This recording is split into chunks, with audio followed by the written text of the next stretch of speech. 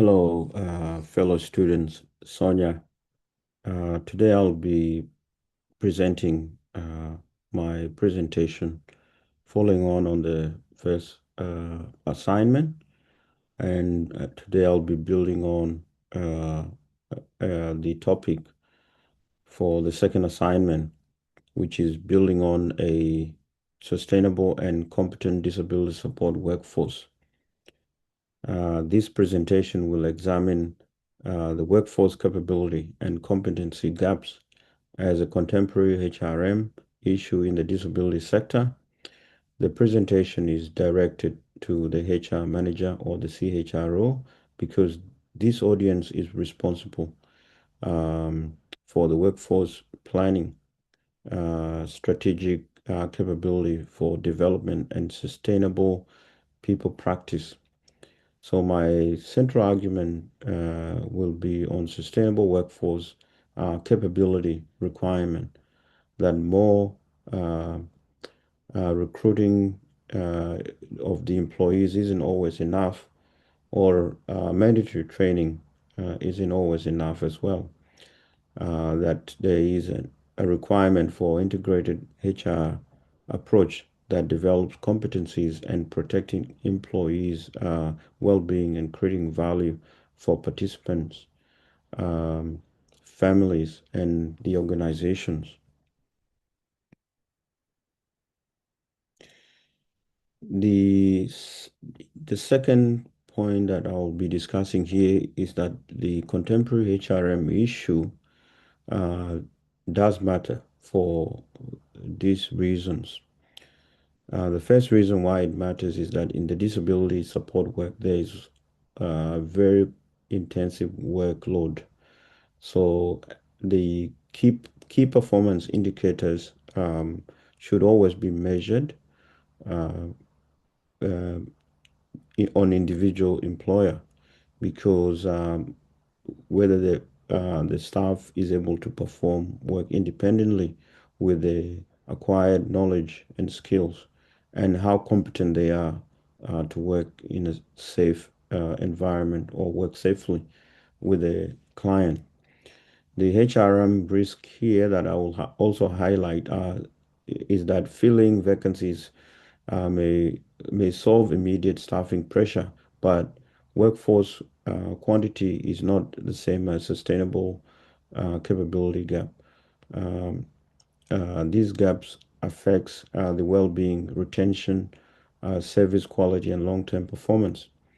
The sustainable HRM lenses here, which I would like to also add, is that the shift in attention beyond short-term organizational performance to longer-term human, social, and organizational consequences um, occur across multiple stakeholders. For this reason, the NDIS review has reported that in their recent report, around 325,000 workers support NDIS participants, and also an estimated a number of 128,000 additional workers would be needed from June 2025.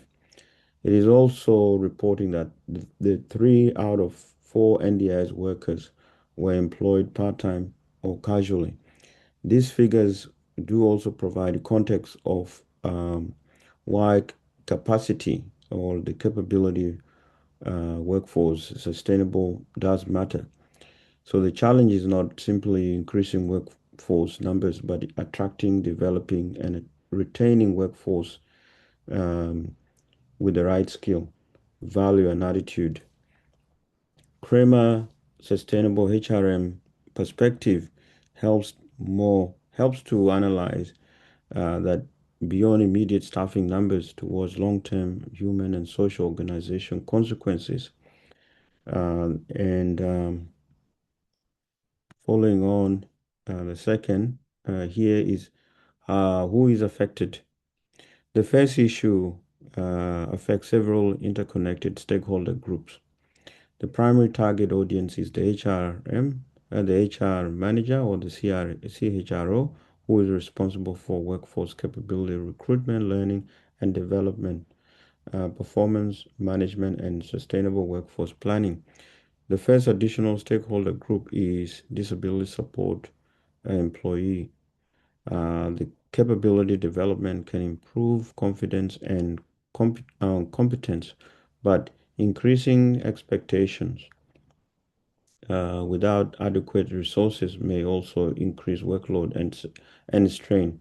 The second group is the participant and their families. Although the theoretical literature used in this assessment does not directly measure disability service participant outcome, Kramer's multi-stakeholders perspective support considering how HR decision can affect group beyond employees. In practice, so workforce capability can also influence consistency of support and stakeholder confidence. Sustainable HRM therefore requires the interests to be considered together. This multi-stakeholder interpretation is grounded in Kramer 2014. The analytical framework is that I use the contemporary theoretical lenses. First, Kramer's sustainable HRM provides the overarching perspective. It shifts HRM analysis from short-term organizational outcome towards long-term consequences for multiple stakeholders. Secondly, the ability motivational opportunity framework also show that wide training alone is insufficient. Employees need ability, but they also require motivation and genuine opportunity to use their capabilities.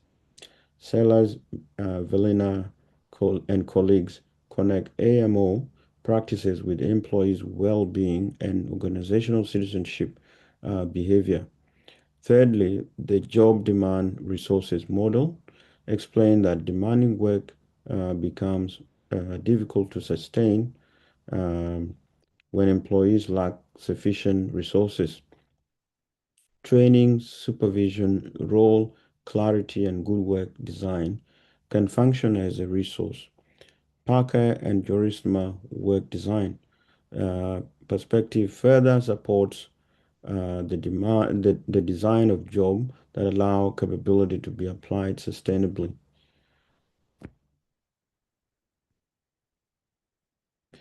Critical evaluation here is that there's staffing pressure, capability gap, resource mismatch, unsustainable outcome.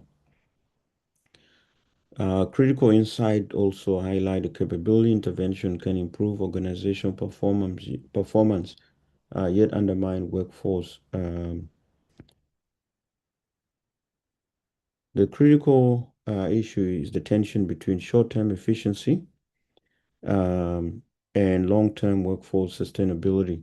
An organization experiencing staffing shortages may understandably recruit and deploy workers quickly. However, this can create a capability gap if development does not keep pace.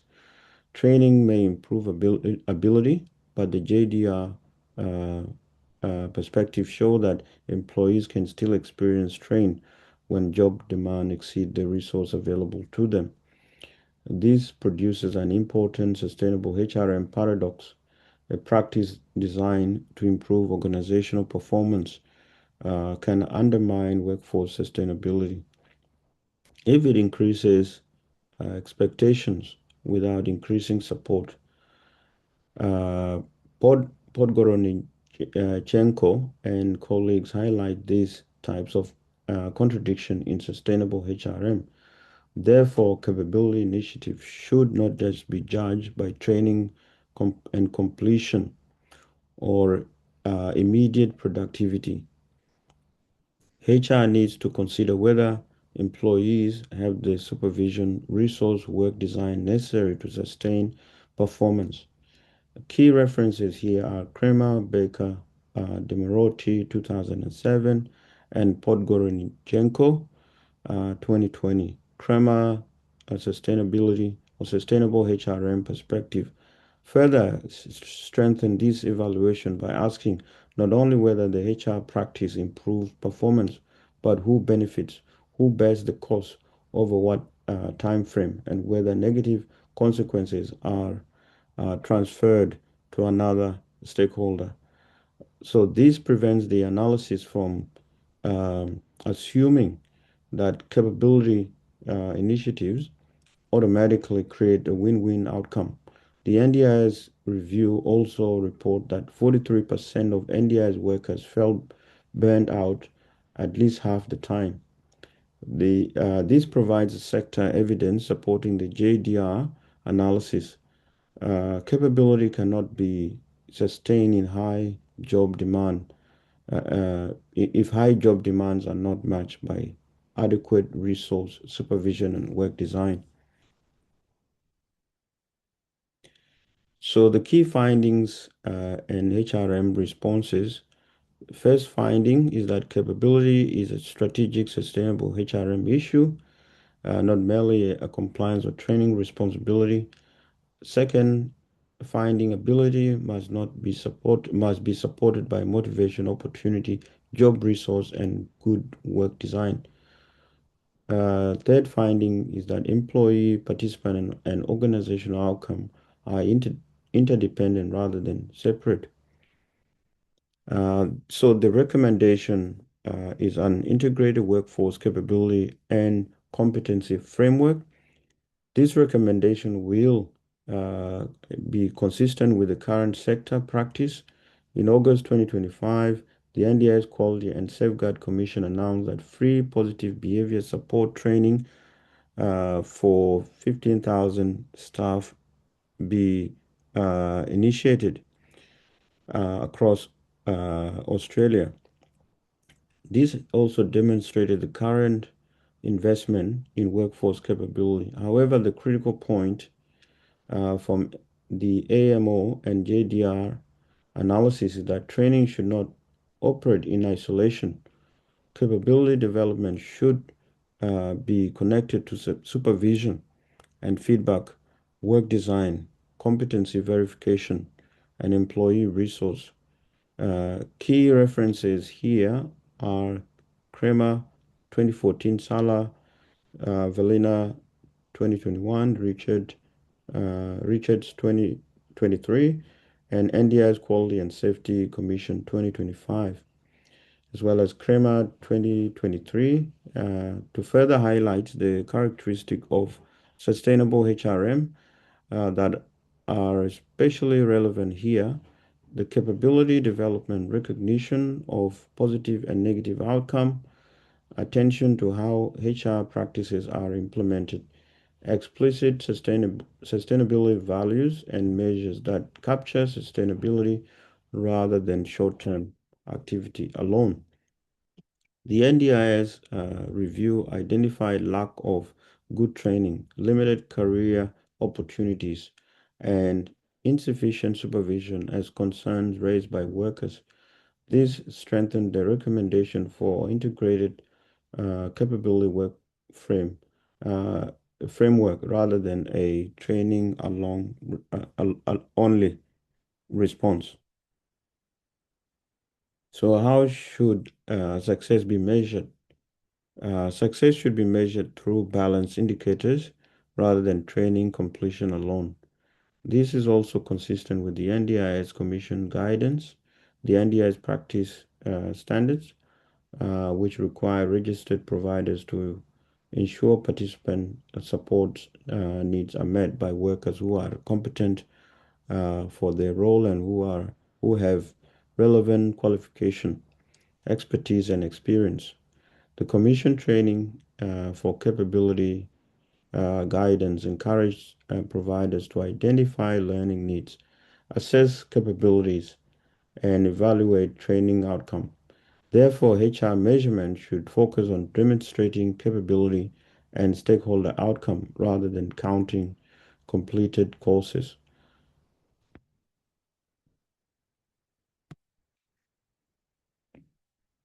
The Australian NDIS evidence why capability sustainability matters.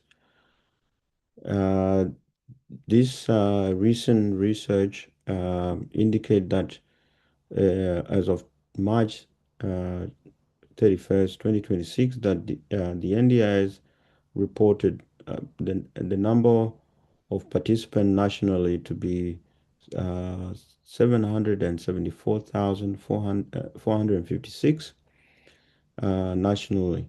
The NDIS review reported that 17 to 25% of NDIS support workers leave their job each year, highlighting a significant retention and continuity challenge.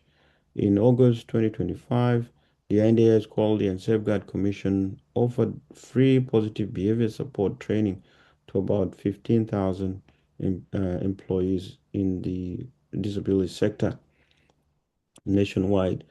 This demonstrated continuity in investment in workforce capability.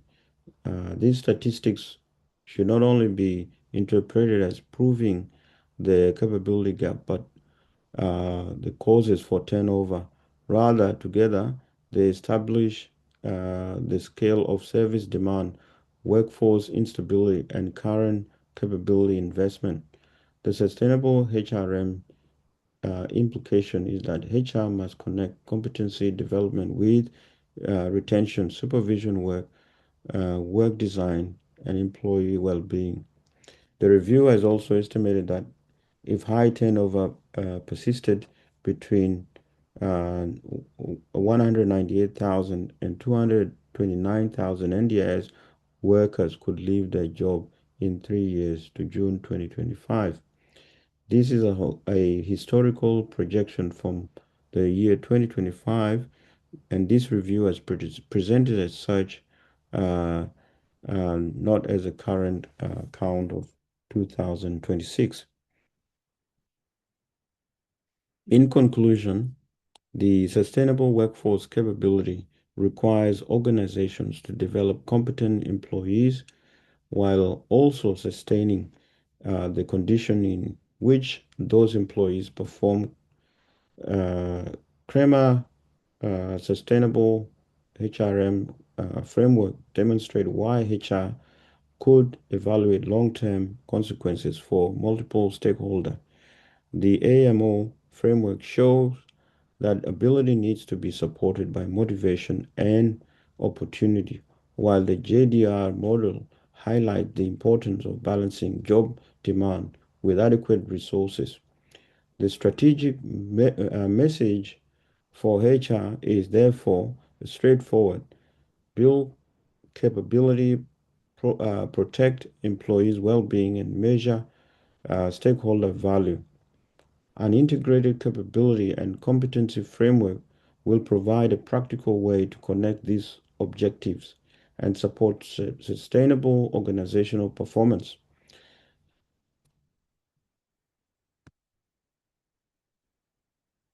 The recent Australian evidence resources I've also added here on this slide. The NDIS Review 2023, the NDIS Review 2023, NDIS Quality and Safeguard Commission 2025, the NDIS Review uh, Commission current guidance. And here are the references. These are references that I've used in the assignment. Um, Finally, thank you for taking time to listen to my presentation. Thank you. Bye.